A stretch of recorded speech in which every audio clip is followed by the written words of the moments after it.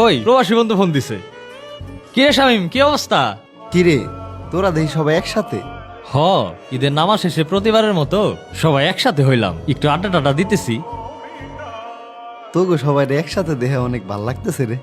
তা তোর এই অবস্থা কেন? আজকে ঈদের দিন রুমে কেন? বেটের হস নাই? আমি তো প্রবাসী, এনে আমার পরিবারও নাই, তোরাও নাই। আমি কার সাথে ঘুরুম?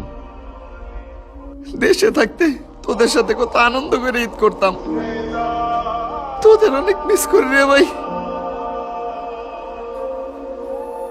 আল্লাহ জানে তোদের সাথে আবার কবে ঈদ করতে পারো।